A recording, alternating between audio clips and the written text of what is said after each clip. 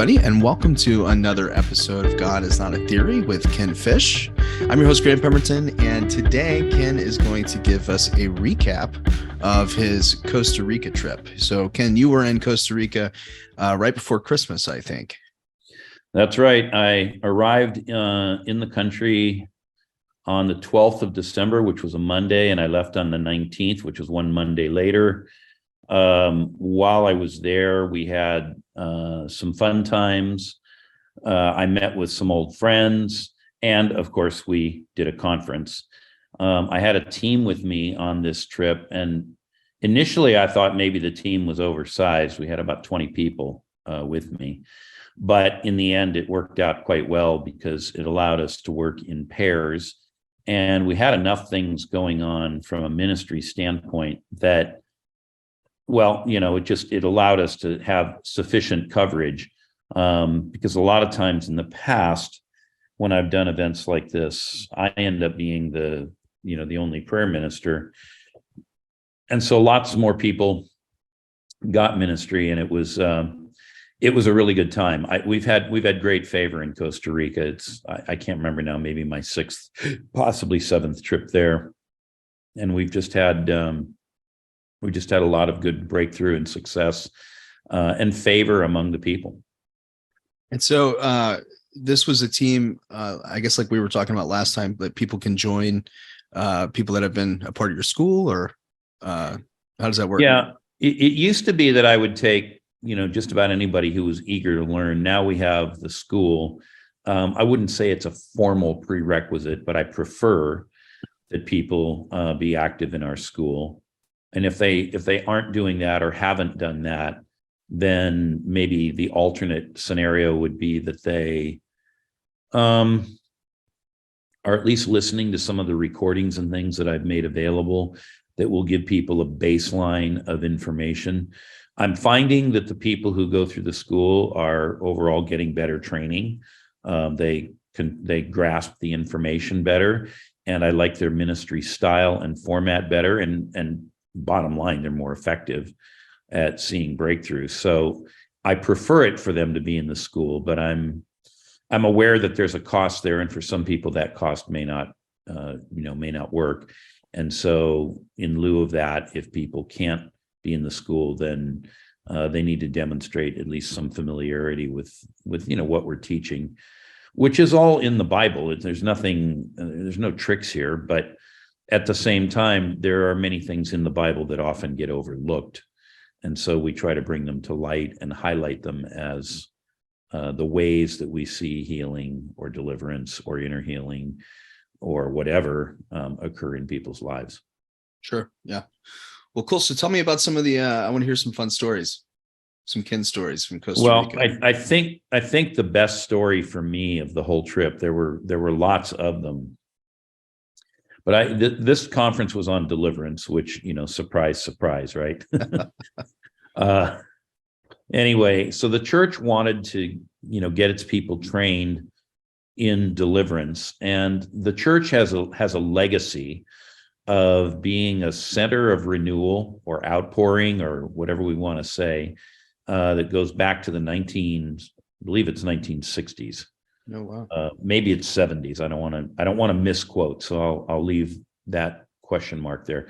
But it's either the 60s or the 70s, and they exist in an area of metropolitan San Jose, which is the national capital, where there's I wouldn't say that in any way we felt unsafe, but there's a history of maybe a little more activity with drug trafficking and whatnot. And when you drive into that area, you can tell it's a less prosperous area.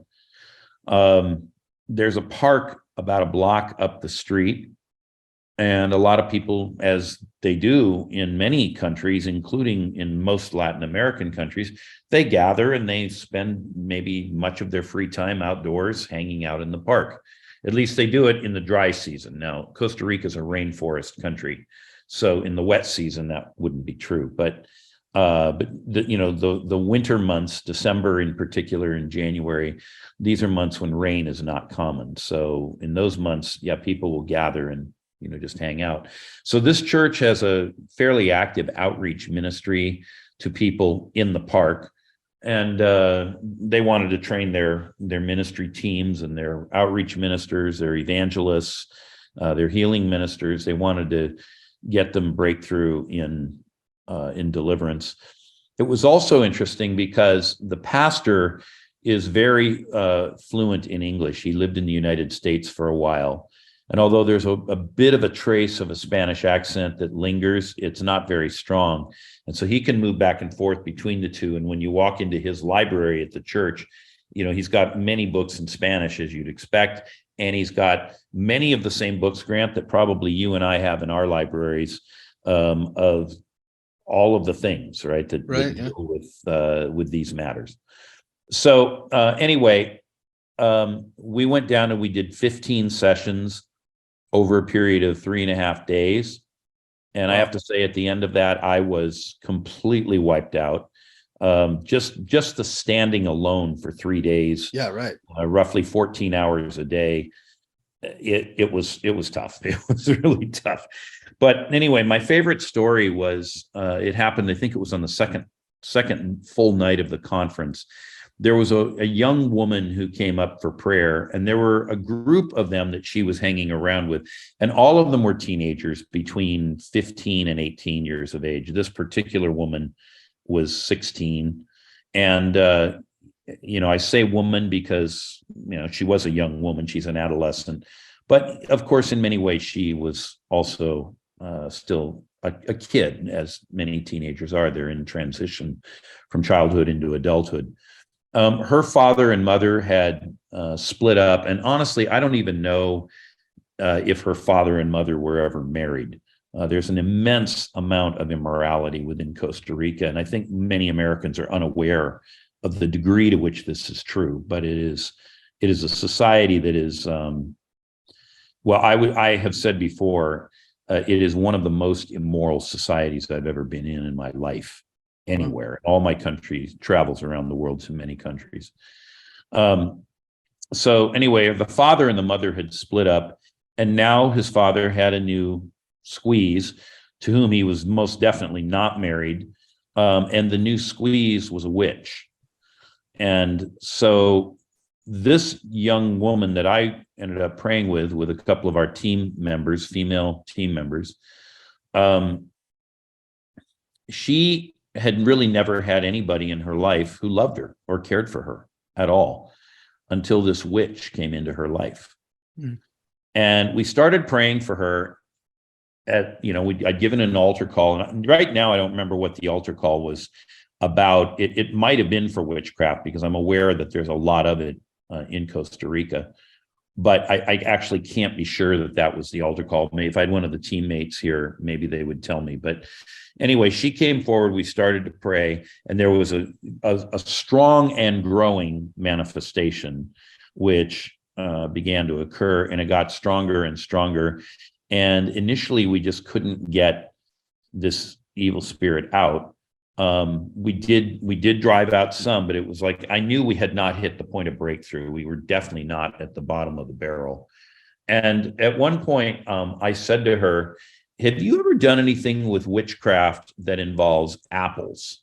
I said, "I keep seeing the evil stepmother out of Snow White and the Seven Dwarves and the charmed apple." And she said, no, don't know anything about that. And I thought, okay, well, I missed it. And I just left it, and we kept going. But anyway, we took a lunch break, and after lunch, she got some more prayer.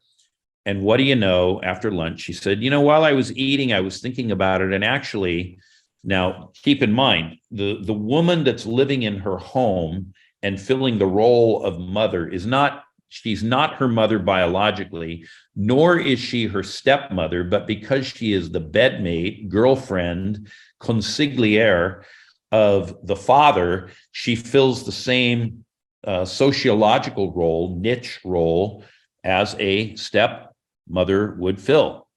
And I had said, I keep seeing the stepmother. Well, she said, I was thinking about it during lunch, and actually my stepmother is what she called her, or my mom, actually. She has been teaching me all of the arts and crafts of witchcraft, and she has taught me how to cast spells using apples. Wow. So that was a really specific word of knowledge that, to me, it was exciting just because, it's like, wow, I got one, Right. It's really specific. So anyway, she ends up repenting of all this and gets delivered. And she had to renounce all of the witchcraft and the powers that it gave her. And again, let's just for the record, I really want to state this because people will miss it. This was a young woman who felt very disempowered. She felt very vulnerable because her father really didn't care about her. Her biological mother was no longer on the scene. Now she's, dealing with all of the pressures and everything of adolescent life. And she had, let's just say, some liaison with a boyfriend of hers at her birthday, which, as it worked out, had fallen on October the 13th. You can't make this stuff up. And so there was some deliverance that had to happen from the immoral relationship with the boyfriend.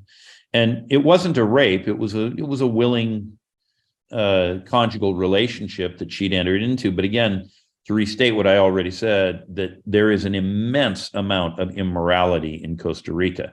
Now, even in America anymore, I'm not sure people would particularly raise their eyebrows at the idea of a 16-year-old woman having a sexual relationship. But just so we're all clear here, scripturally and biblically, this is not okay.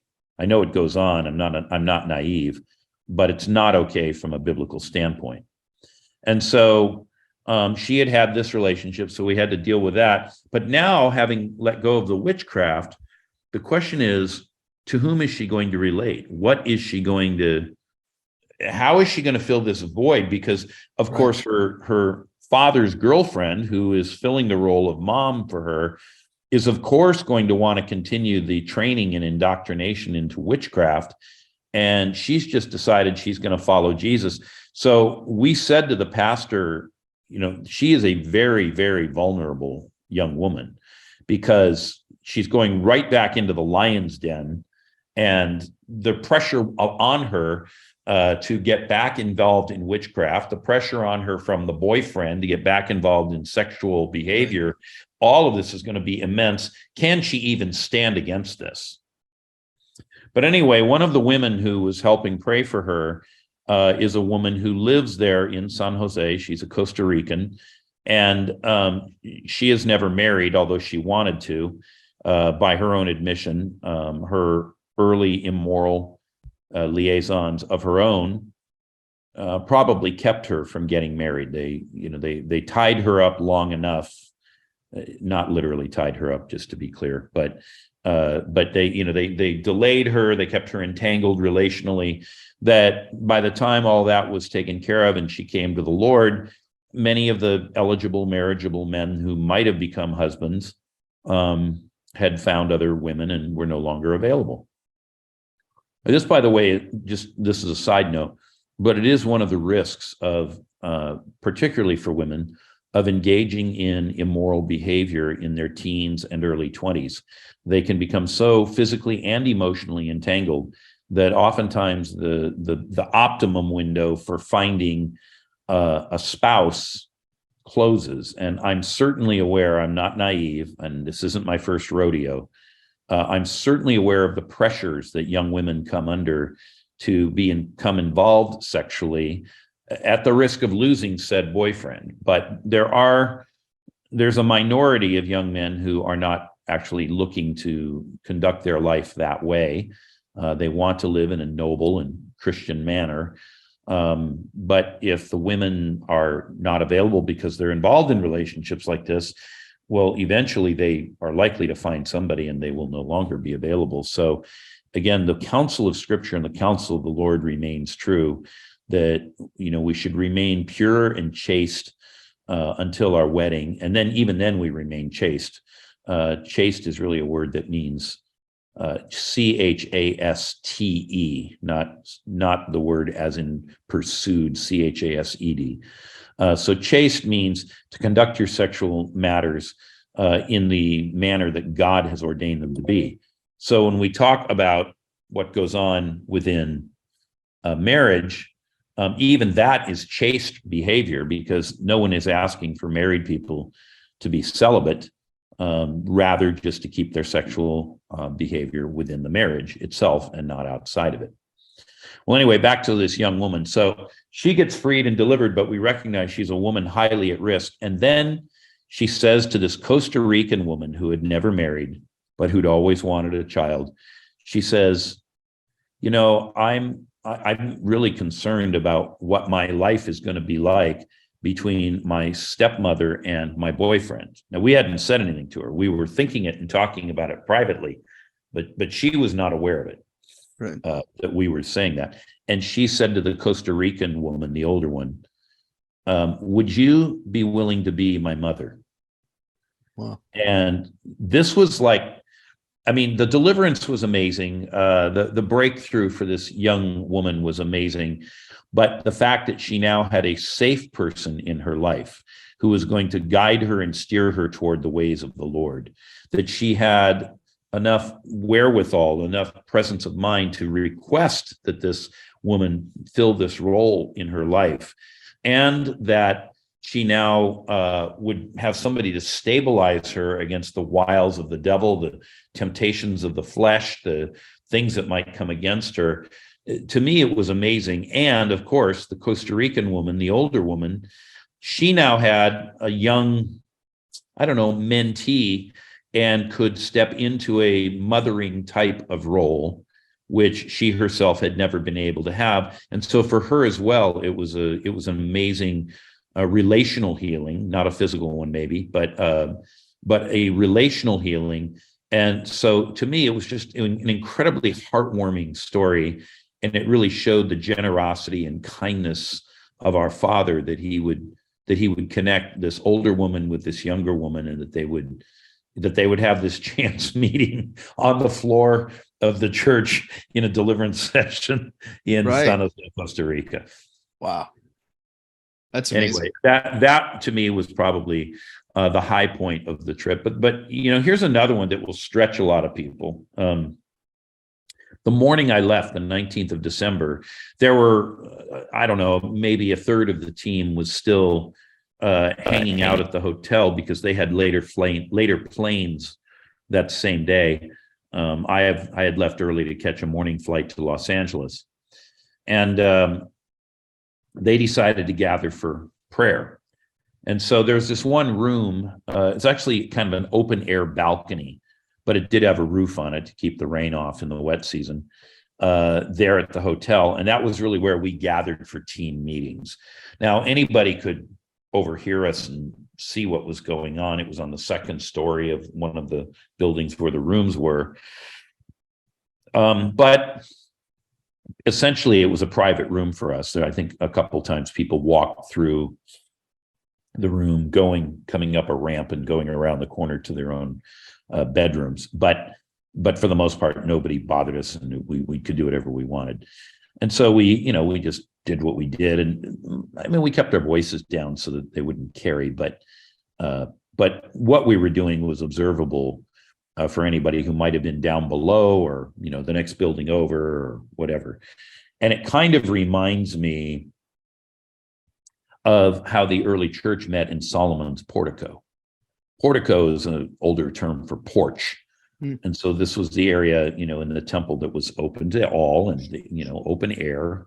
It would have had a covering over it. But, all of those who were not yet believers, Jews or whoever might be within earshot, you wouldn't have had a Gentile within the temple grounds, but maybe even outside the temple grounds, they might have been able to overhear some of what was going on. It's kind of an effect like that. So anyway, this remnant of the team gathered among themselves. And again, I was not present. I'd left and was on the plane flying home. They gathered for prayer. And as they gathered for prayer, somebody had the faith to start praying for those who wore glasses.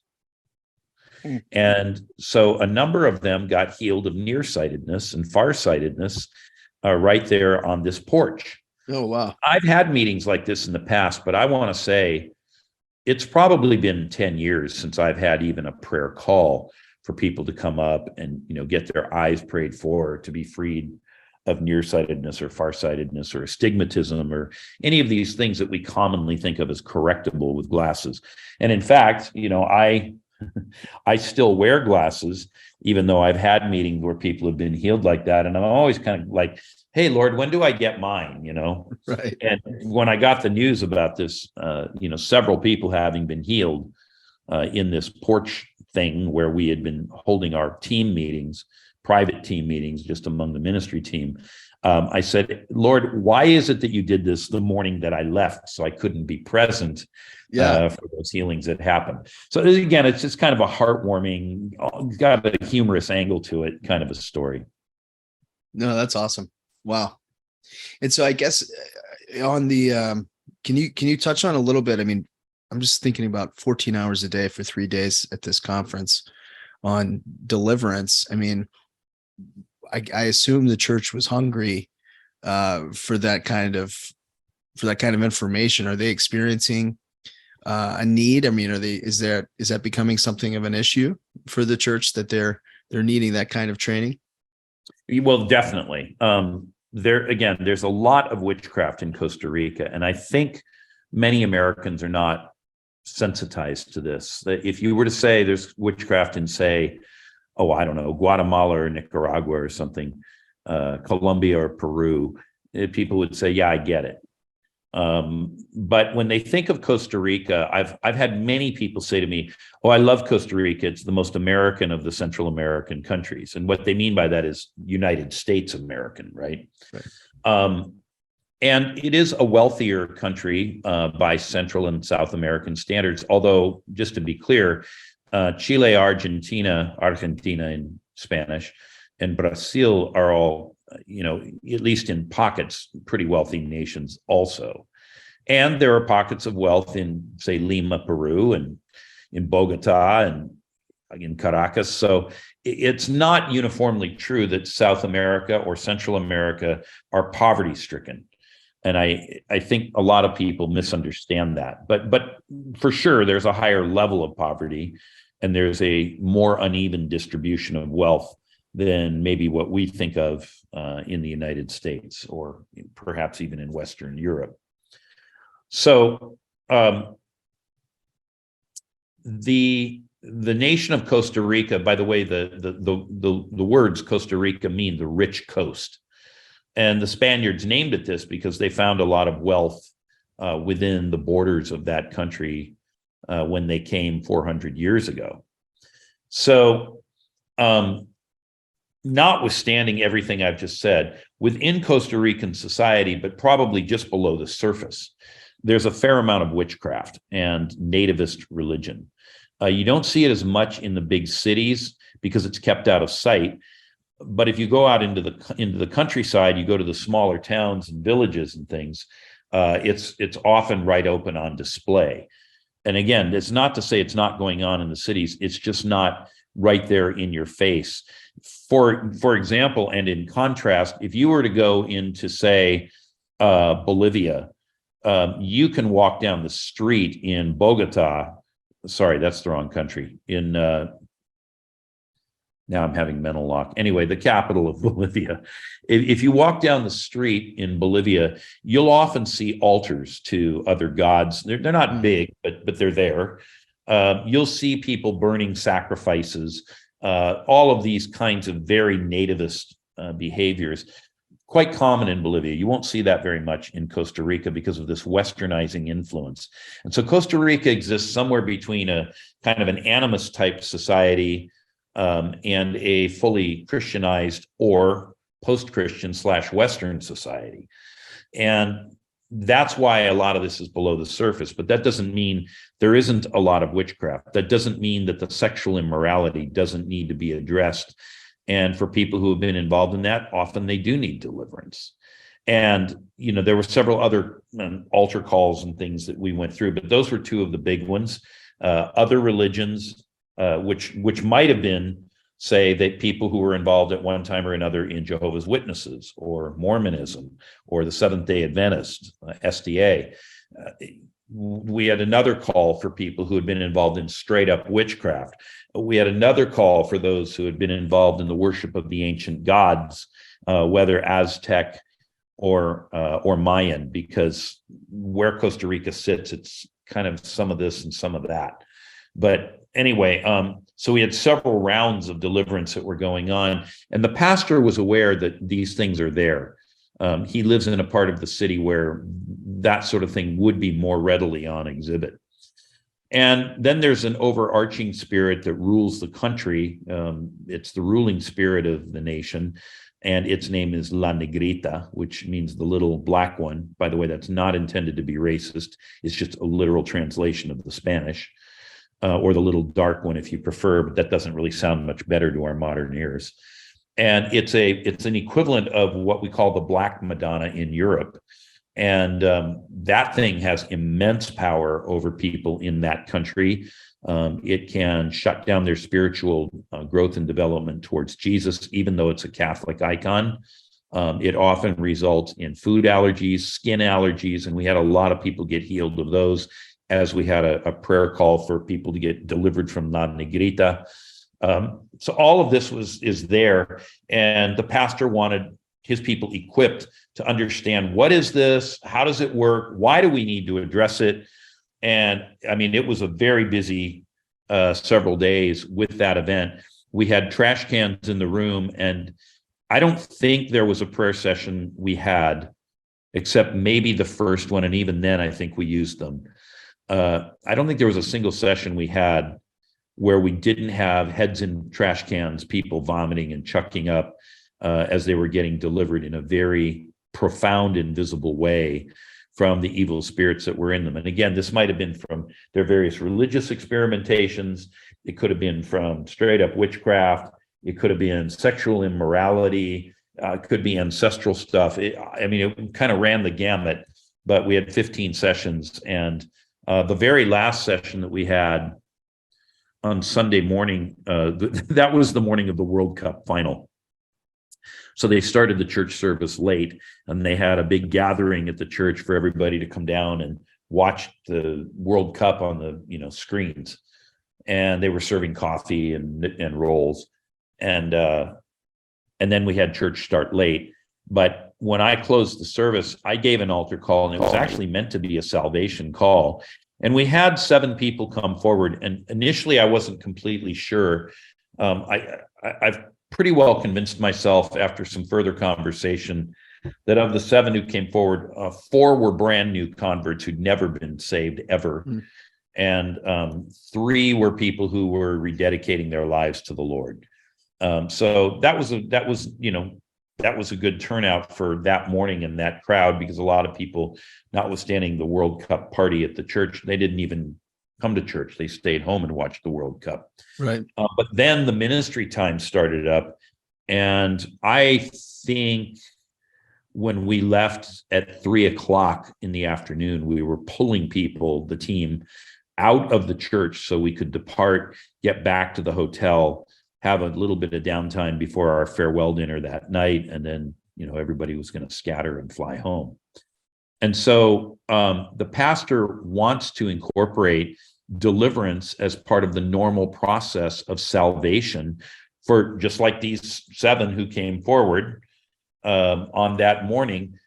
We immediately want to start getting them free of whatever these evil spirits are, whatever these spiritual bondages are that are holding them back from advancing and developing as believers. Because one of the things that will often stop the process of maturation in a new convert is if they are still carrying the evil spirits that they had before they were saved.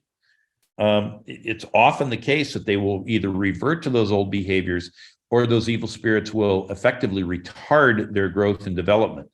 And I remember when I first became aware of this principle that I'm just describing here, I knew friends, and I'd led plenty of people to the Lord, and it seemed as though they would pray the prayer, and sometimes within the hour they would have reverted to the very behaviors they supposedly were repenting of.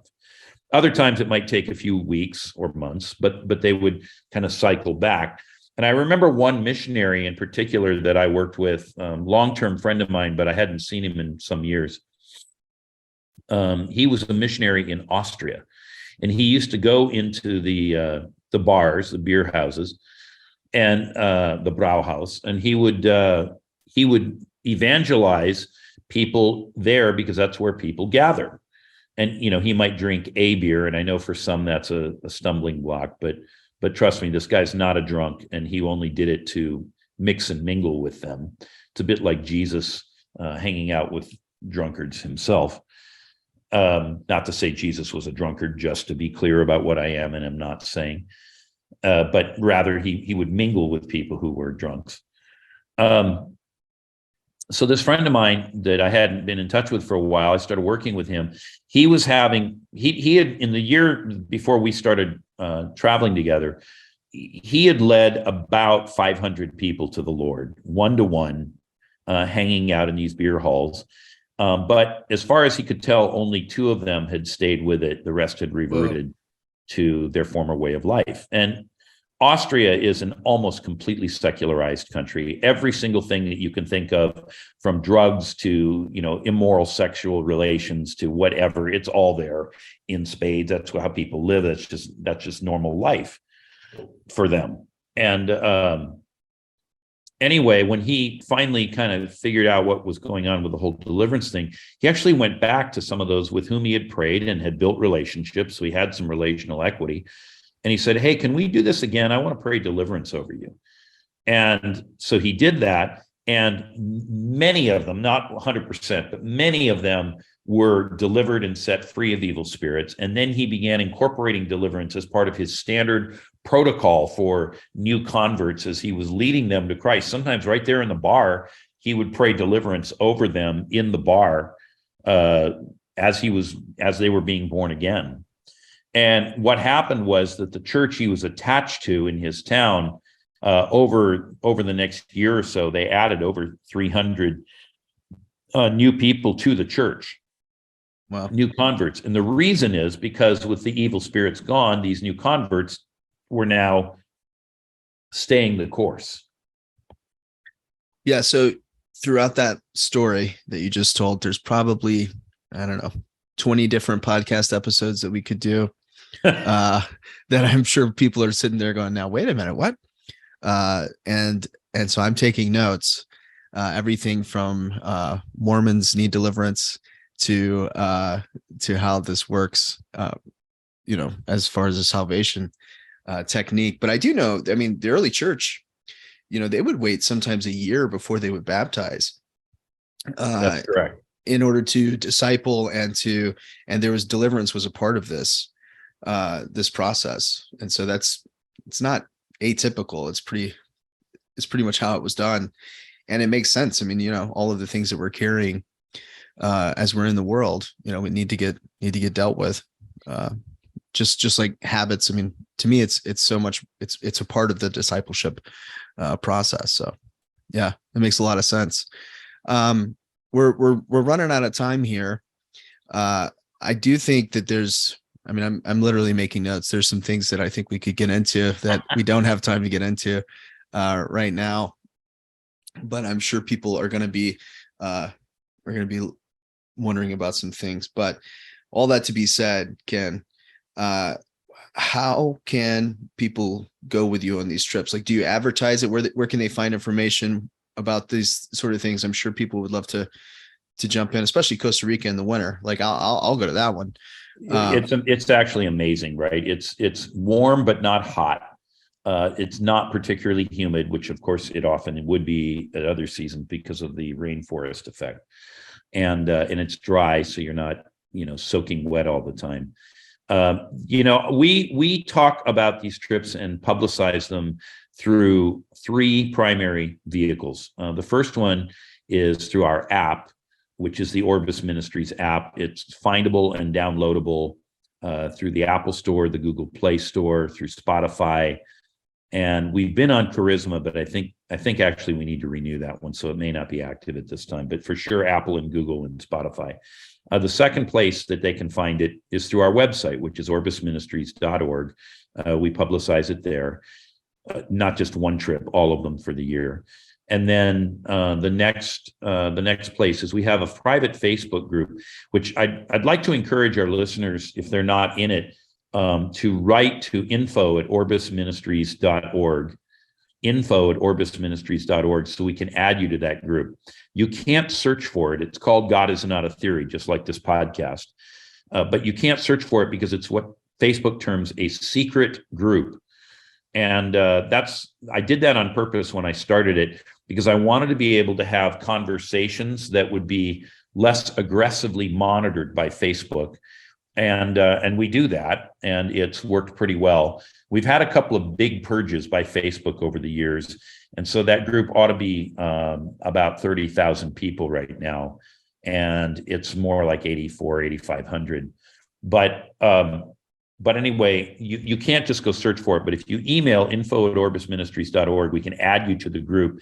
And I haven't really done a lot of writing for that group of late, but it used to be where I did most of my blogging. And one of my intentions for 2023 is to start posting some new blog type material there. And then we have, live discussions and so forth that go on there. And so that's a third way within that group. We publicize all of the ministry trips that are coming up, and people can sign up, and they'll hear from Mark, who's my international trip coordinator. Somebody else handles the domestic trips. That's also an option to travel with me domestically. It's cheaper, tends to be a few less days away. And so for some people, that's a better place to stick their toe in the water and get started. Yeah.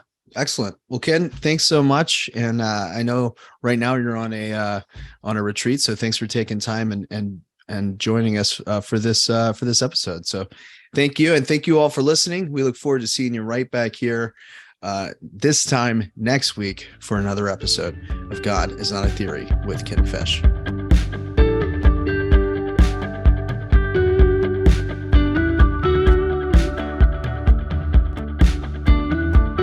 We've recently updated the Orbis Ministries app with Ken's free teaching archive. You can click on the link in the description of this podcast to download today.